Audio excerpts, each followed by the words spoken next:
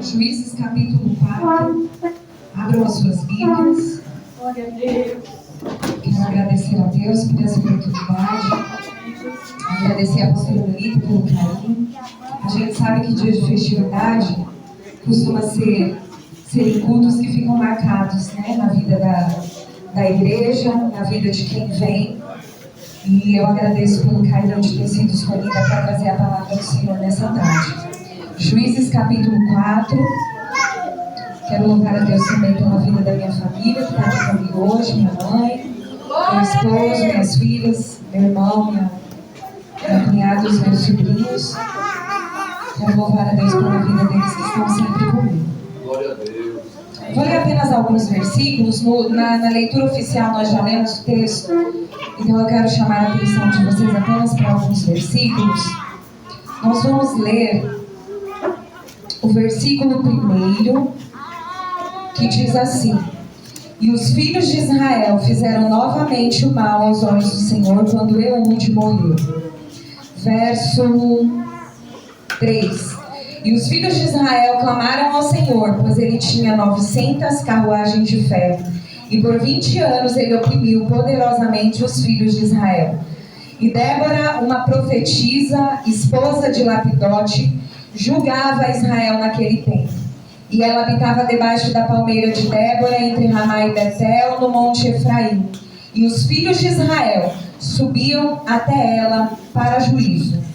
Vamos ler o verso 8 e 9, que são o tema deste congresso, que diz assim: E Baraque lhe disse: Se tu fores comigo, então irei, mas se tu não fores comigo, então não irei. E ela disse: Certamente irei contigo.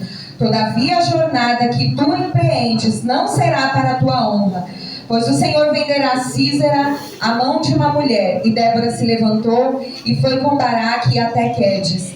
E Baraque chamou Zebulon e Naphtali a Quedes. E ele subiu com 10.000 homens aos seus pés, e Débora subiu com ele. Ora, Éber o queneu, que era dos filhos de Jobabe, o cunhado de Moisés, havia se separado dos queneus, e armado a sua tenda na direção da planície de Zananim, que está junto a Quedes. Verso 19. Verso 20.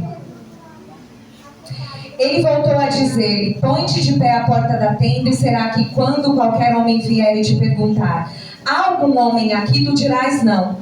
Então Jael, esposa de Éber, pegou um cravo da tenda e pegou um martelo em sua mão e foi delicadamente até ele, golpeou o cravo nas suas têmporas e o prendeu no solo, pois ele estava em sono profundo, exausto, e ele então morreu. Os irmãos podem se assentar.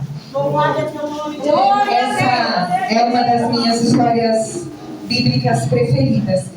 Apesar dos irmãos que me conhecem sabem que eu sempre leio algum texto e falo: esse é o meu preferido, mas é porque eu tenho muitos textos preferidos.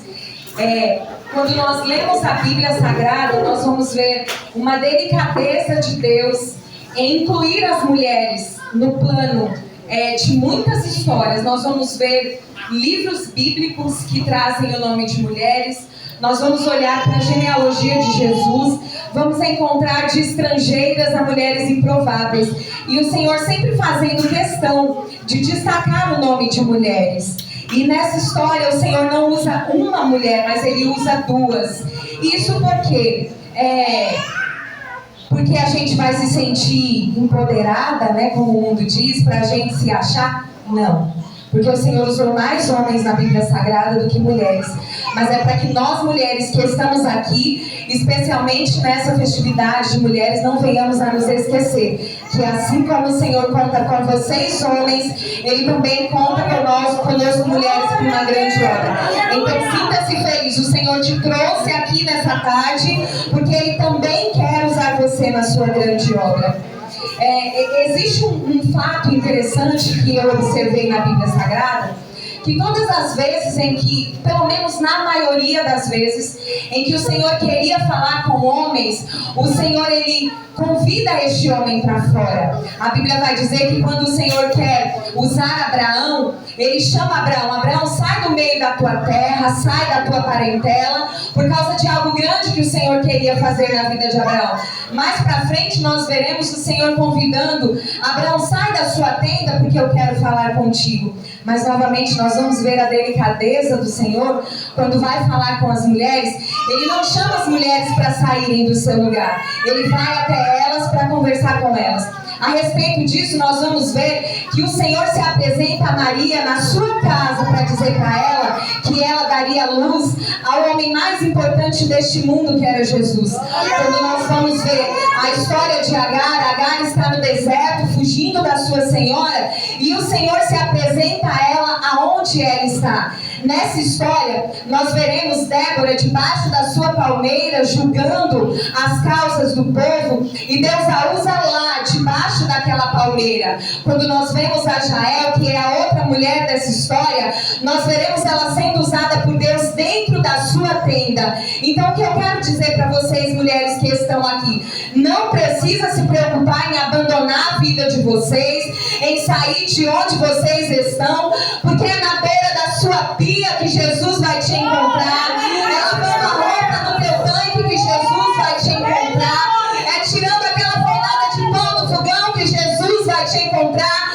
na máquina de costura Jesus vai te encontrar. Ele só quer saber se você está sendo uma mulher com quem Ele pode contar nos tempos de crise. O tema dessa tarde é quando Deus muda a rota de uma nação. Deus mudou porque Ele encontrou pessoas disponíveis a isso.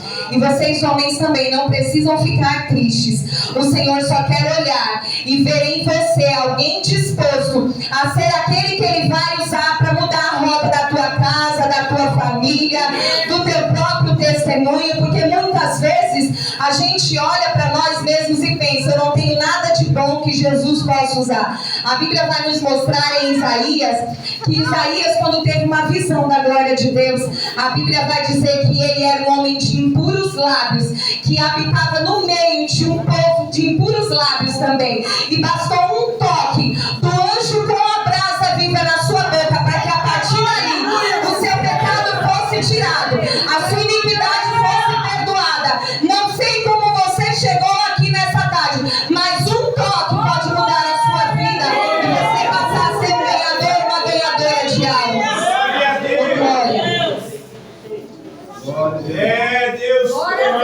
Nós lemos essa história do tema dessa tarde no livro dos Juízes. E o livro dos Juízes, infelizmente, é uma sucessão da frase: e Israel tornou a fazer o que era mal aos olhos do Senhor. Quem já teve a oportunidade de ler todo o livro dos Juízes vai ver que vão existir 6 ciclos de novos juízes, em que todos estes ciclos a Bíblia vai dizer: e tornou Israel a fazer o que era mal aos olhos do Senhor. Se o povo de Israel ainda estivesse dentro do Egito, eles poderiam usar a desculpa: não, nós estamos no meio dos estrangeiros, é muito fácil nós sermos influenciados, então é por isso que nós estamos de tempos em tempos pecando contra o Senhor. Mas a Bíblia vai dizer que esse povo já está habitando na terra da promessa. Eles não estão dentro do deserto, porque senão eles poderiam dizer: o problema de nós nos desviarmos do Senhor é porque nós estamos numa terra de silêncio, é porque nós estamos passando no meio da sequidão. Mas era um povo que já estava dentro da terra prometida. E quando nós ouvimos aqui a pregação de ontem, Era aquilo que o Senhor havia mandado dizer ao povo de Israel: não quero que vocês façam aliança com ninguém. Por quê? Porque o Senhor sabia que o povo de Israel era um povo que facilmente se deixava influenciar. Então, a Bíblia vai dizer que quando eles saem da terra do Egito, eles levam consigo alguns estrangeiros. E é esses estrangeiros que estão inseridos no meio do povo, que faz com que o povo continuamente peguem contra o Senhor. Então deixa eu dizer uma coisa aqui para você nessa tarde. Se o Senhor mandar você tirar algo da sua vida, você obedece e tira. Se o Senhor mandar você cortar alguma aliança com alguém, você obedece e corta. Porque o Senhor conhece o teu coração e a tua vida mais do que você mesmo. Ele te trouxe aqui nessa tarde para te dizer: se Ele mandar, você simplesmente obedece, porque Ele sabe o que é melhor para você. Pode doer, mas o Senhor te conhece melhor do que a palma da sua mão.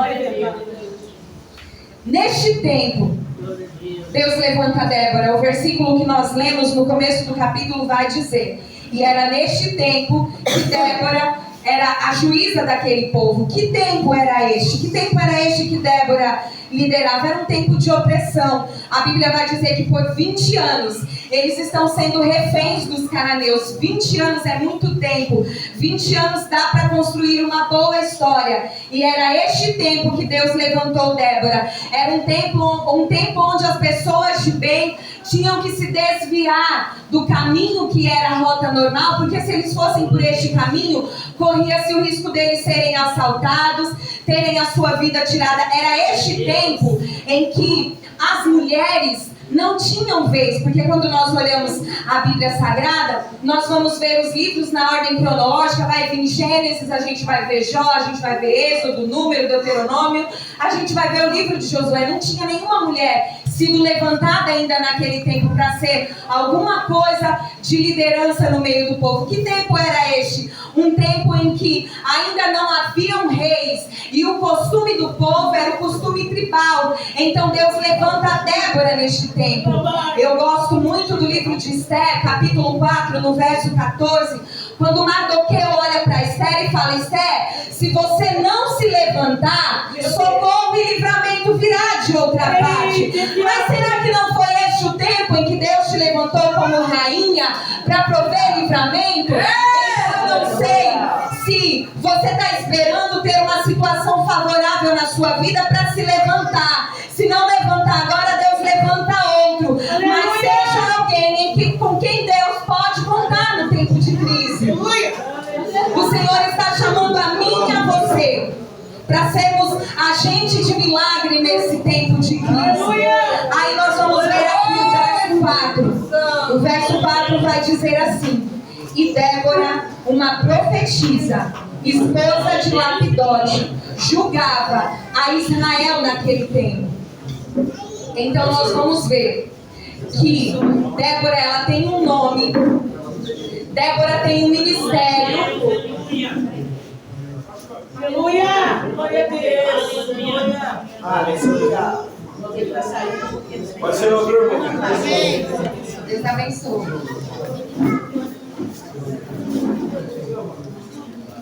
Nós vamos ver aqui que Débora, ela tinha um nome, Débora, ela tinha um ministério, Débora, ela sabia a quem ela pertencia. Todos os atributos de alguém com quem o Senhor pode contar para ser um agente de mudança no tempo de crise. Ah, mas agora pronto, porque diz assim que ela era juiz, profetisa, esposa de Lapidote. Ah, então Deus só quer usar as casadas. Não é para esse atributo de Débora que eu quero chamar a sua atenção.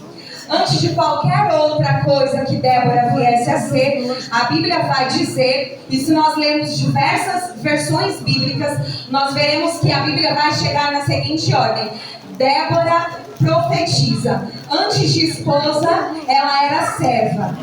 Antes de julgar as causas do povo, ela era serva. Hoje, a gente vê que as pessoas, para chamarem alguém de profeta, pensam que é só levantar no meio da igreja, né, sair marchando, usar o jargão, eles que te digo, e pronto, nasce um profeta. Mas nos tempos bíblicos, um profeta nascia da dor, um profeta nascia do sofrimento, um profeta nascia da renúncia. Então Débora, para se sentar debaixo daquela palmeira, para começar a julgar as causas do povo, não foi diferente. Porque quando nós vamos ver o cântico de Débora, nós vamos encontrar ela dizendo assim: eu me levantei por mãe em Israel. E o que isso quer dizer? Antes de qualquer coisa, Débora passou pelo sofrimento para que ela pudesse vir a ser usada por Deus. Ser um profeta não é só levantar e achar que vai dizer o que pensa, que quer dizer, e que é Deus que está falando, não. Ela disse: eu me levantei por mãe em Israel. Mãe não dorme direito, mãe não come direito, mãe chora sem ninguém ver, mãe levanta mesmo quando as suas forças são pequenas. Então você veio aqui nessa tarde e antes de você querer ter um cargo, primeiro seja servo. Antes de querer casamento com lapidote, seja serva. Antes de querer julgar o povo, de querer julgar a vida de alguém, seja servo. Porque um servo, eu li essa semana, ele é uma flecha. E servo não escolhe alvo. Servo só se deixa na mão do arqueiro e é o arqueiro que manda. Então, antes de qualquer coisa, seja servo se você quer ser usado por Deus. Israel pecou. E a Bíblia vai usar a expressão: Deus vendeu a Israel nas mãos de Jabim, um rei cananeu, ímpio, e por 20 anos o povo vinha sofrendo. Mas o Senhor havia dito algo: que por maior que fosse o pecado, se alguém se arrependesse e orasse, ele ouviria a oração. E a Bíblia vai dizer que o povo se arrepende e ora. Então Débora manda chamar a Baraque e fala para ele: eu já não te disse para você se levantar e ir contra os cananeus, porque eu já tenho dado a vitória nas suas mãos? Se a Bíblia usa essa expressão, eu já te disse, é porque alguma vez o Senhor já havia mandado Baraque se levantar. E embora essa seja uma história que destaca mulheres, e as pessoas costumam dizer: ah, mas Baraque, né, foi fraco porque ele deixou uma mulher na frente dele. Ele estava com medo, porque não era um exército qualquer. Era um exército que eles tinham 900 carros de ferro. Quando aqueles carros vinham pelo solo, o solo estremecia. Quando aqueles carros vinham a quilômetros de distância, era possível se ouvir o barulho deles ao longe. Será que a gente ia ter coragem o suficiente? Só que de barulho Deus entende. Porque se nós voltarmos algumas páginas para o livro de Josué, nós vamos ver o Senhor mandando Josué se levantar, rodear a cidade de Jericó, e no último dia, por 7 vezes, eles tinham que fazer o quê? Gritar. Então deixa eu dizer um negócio para vocês: quando o irmão do seu lado glorificar mais alto que você, não se incomoda não. É o jeito dele adorar. Você pode dar glória na chama, mas deixa quem quer fazer barulho, porque de barulho o céu entende e gosta. E a gente é pentecostal. E de vez em quando, se Jesus te tocar para você dar um glória alto, dá um glória alto. Porque o glória que você dá tem poder de derrubar muros do inimigo. Só que o Senhor, ele não entende só de barulho, o Senhor também entende de estratégia. Então o que é que ele fala através de Débora para Baraque? Você vai chamar Naphtali e Zebulon. Você vai chamar 2 tribos para ir junto contigo.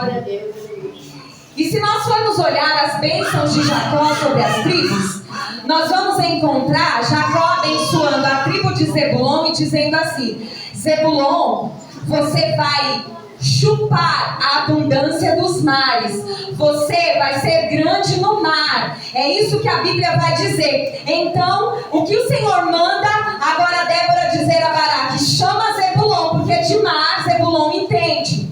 Então é a ordem que o Senhor dá também. O Senhor fala: vocês vão lá para o ribeiro do Quizon. O ribeiro do Quizon é um ribeiro que no verão ele ficava seco. Então o que Císera pensa? É lugar plano, tá seco, é grande, vai caber os meus 900 carros.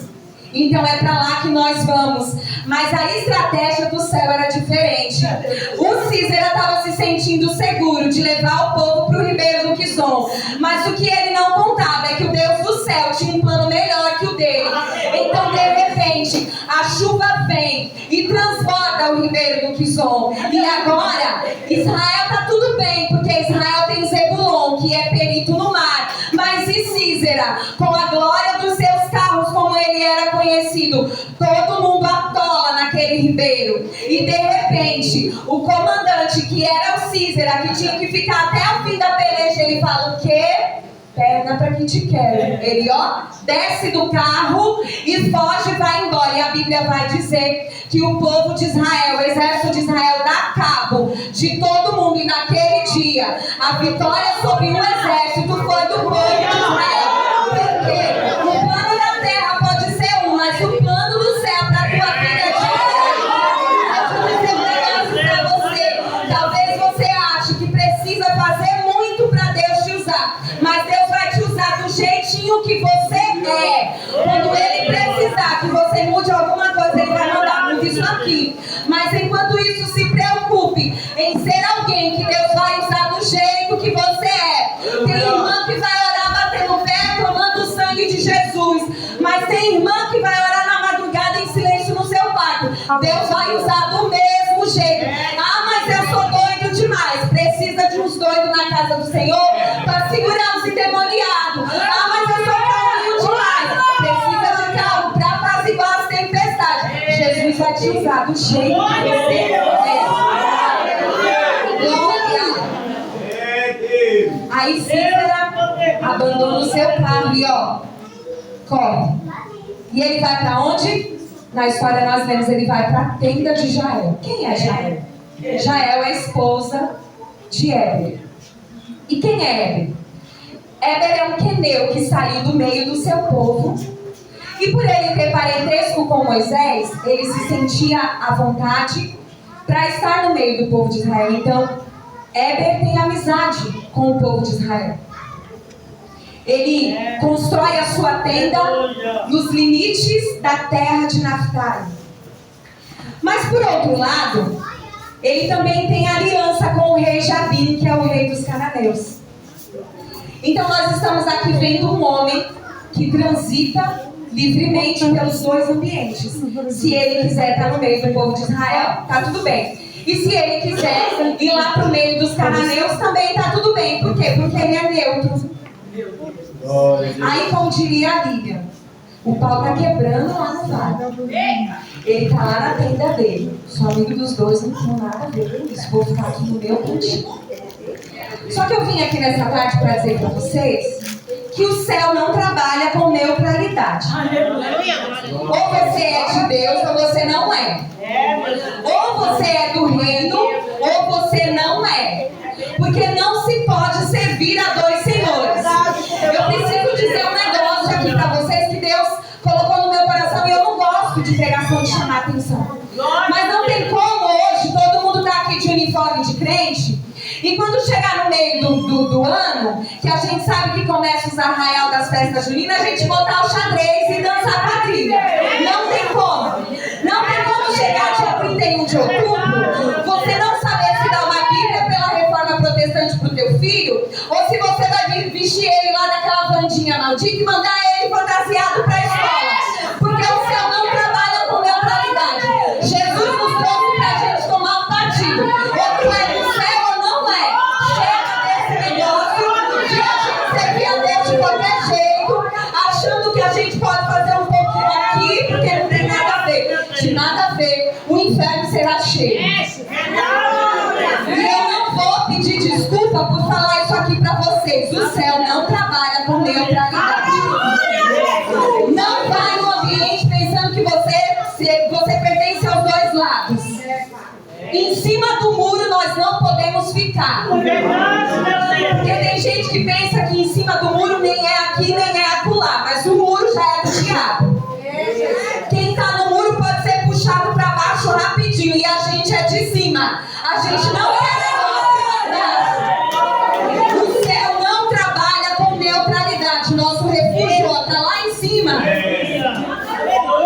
Quem é Israel? Se você for procurar a tradução do nome, o significado do nome Israel, nós vamos encontrar cabra montesa. É o significado de Israel. Não é aquela cabritinha lá que o pessoal cria no terreno, não. A cabra montesa, ela tem uma pata que o casco dela é reforçado por fora e é macio por dentro. E ele funciona mais ou menos como uma ventosa. Por quê? Porque a cabra montesa, ela gosta de ficar por cima das montanhas, por cima dos penhascos.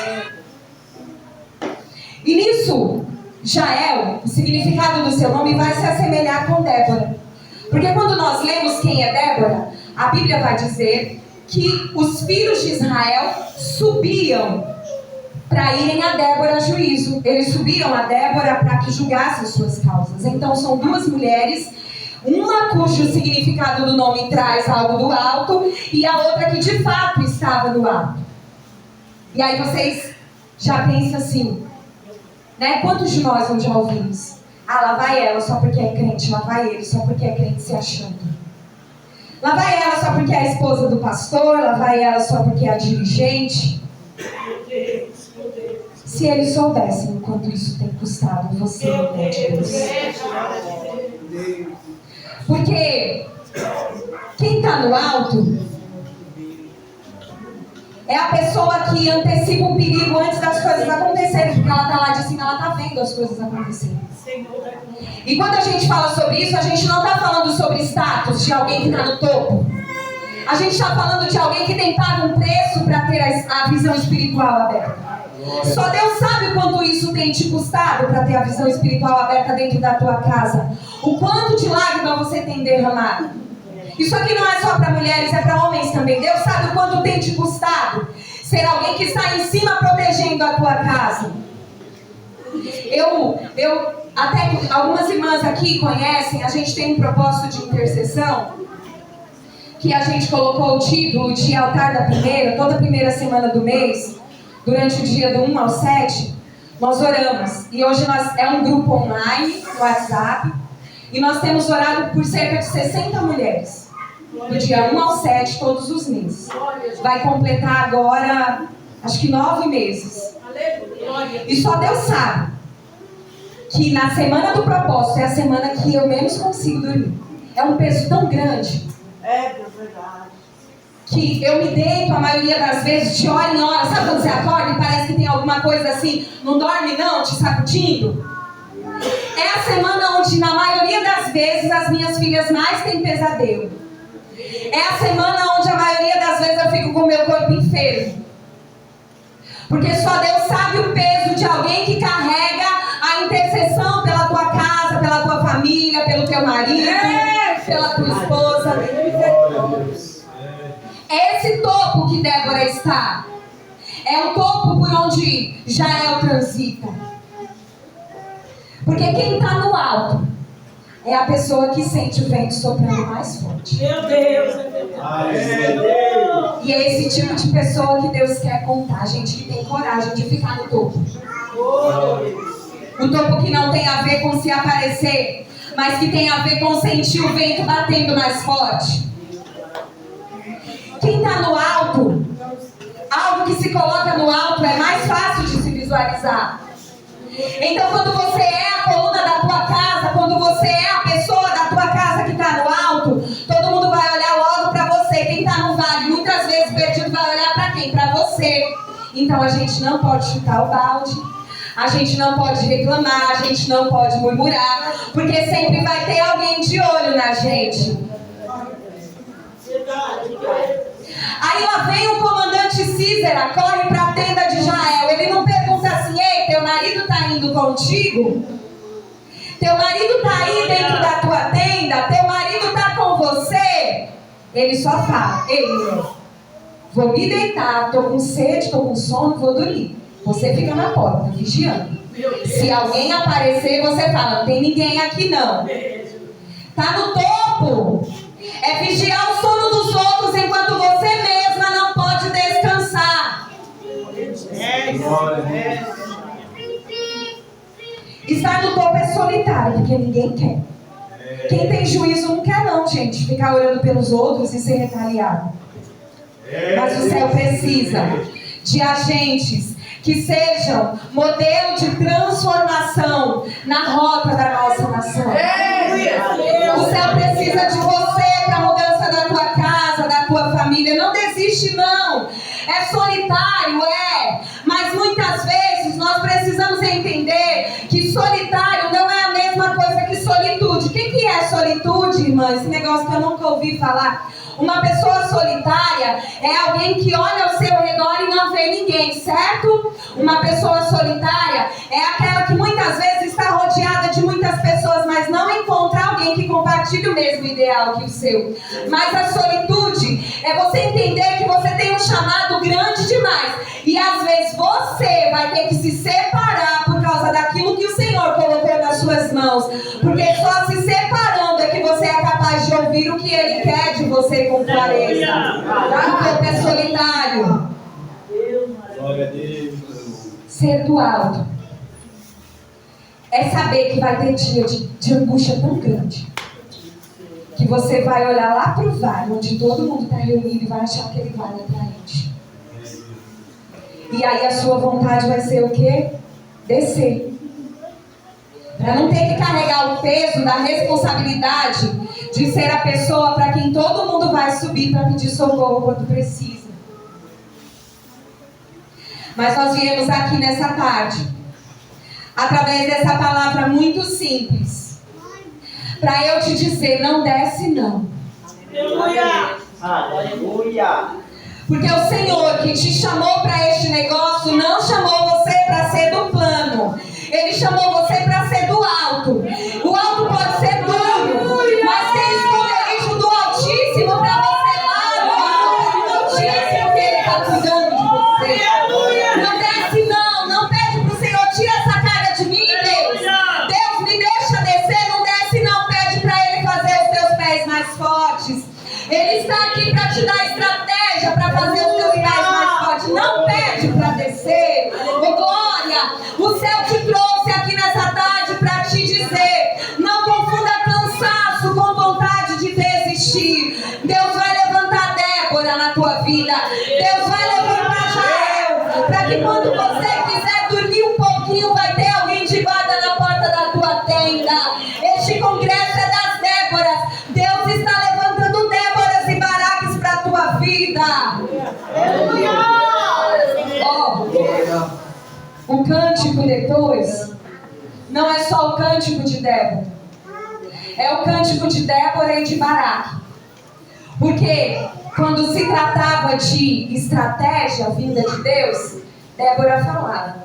E quando se tratava do que eles fizeram no campo de batalha, era Baraque quem cantava. Jesus está nos levantando como Déboras e Baraques. Eu não sei se a tua coragem está grande, se está pequena, mas Jesus está levantando você nessa tarde. Não vai ficar sozinho. Não está sabendo como fazer? Jesus vai mandar Naftali, vai mandar Zebulon. Não estou sabendo como falar? Vai levantar alguém para falar por ti. Mas nessa tarde, o céu nos trouxe aqui para dizer: aonde tem terra seca vai chover. Aonde vai ter barato, vai ter Débora. Jesus te trouxe para isso aqui. E eu quero finalizar a mensagem dessa tarde dizendo assim: que a Bíblia vai dizer que quando ele entra na tenda de Jael, ele fala o seguinte: me dá água para beber. Quando nós vamos ver Jesus entrando na casa de um fariseu chamado Simão, o fariseu convidou ele para uma festa. Só que não convidou ele porque gostava de Jesus. Ele convidou porque Jesus era a novidade da época. Então ele queria ver de perto aquela novidade. Aí quando a mulher pecadora começa a adorar Jesus com tudo aquilo que ela trouxe naquele dia, com seu cabelo, com o vaso, Simão só pensa: se esse homem fosse profeta, ele saberia que tipo de mulher está tocando ele. Só pensou. Aí Jesus olhou para ele e disse assim: Simão, eu entrei na tua casa e você não trouxe água para eu lavar os meus pés, para eu lavar as minhas mãos, Por quê? Porque quando um profeta entrava na casa de alguém, ele era bem recebido com água para lavar os pés, para lavar as mãos, para se assear. Císara pede água. Jael falou: você não é bem-vindo na minha casa. Não vai ter água para você não. Não tem honra na minha casa para você. E aí ela faz o quê? Traz o leite, né? A gente, olhando, ia preferir o quê? Leite ou água? Leite é mais legal, né? Assim, acalma os ânimos, né? O leite fortalece ossos. Mas na história, não. Na história, ele pede água, ela traz leite. Por quê? O que ela quis dizer para ele? Ele que não entendeu. Na minha casa, você não tem legalidade. O meu marido pode ser neutro, mas eu sou de cima. O meu coração já é com Deus de Israel. Não vai tomar leite, não vai tomar água na minha casa, não. Tem leite. Jesus te trouxe aqui. Para de dar legalidade dentro da tua casa para o inimigo. Ele te trouxe aqui para dizer: enfraquece esse demônio que está se levantando dentro da tua casa. Fecha a brecha, fecha as portas, fecha a janela. Jesus te trouxe aqui para te dizer: tu és Jael. Você não é Éber, você é Jael. Então fecha as brechas. Sabe o que foi que eu li? Hoje cedo, antes de vir para cá, li não, eu vi um vídeo, um status de uma pastora que eu sigo. Ela falou assim: hoje eu fui para a igreja e eu deixei uma brechinha da janela no quarto das crianças aberta, porque eu ia para a igreja cultuar e voltar, na brechinha. Chegou o quarto das crianças, estava alagado, porque choveu e a brechinha alagou o quarto dos filhos dela. Fecha todas as brechas, até as pequenas. A tua casa não tem que estar de porta aberta para Éber. O Senhor está falando para você: não desce não, quando parecer atraente, continua aí em cima, porque o céu precisa de alguém de martelo na mão e estaca para firmar essa tenda que é a tua casa. A mulher fazia a tenda e deixava a tenda firme. O Senhor conta contigo para continuar firmando as estacas da tua casa, do teu bairro, da tua igreja, da tua família. Quero encerrar a mensagem dessa tarde dizendo a você: fecha a brecha, para de dar legalidade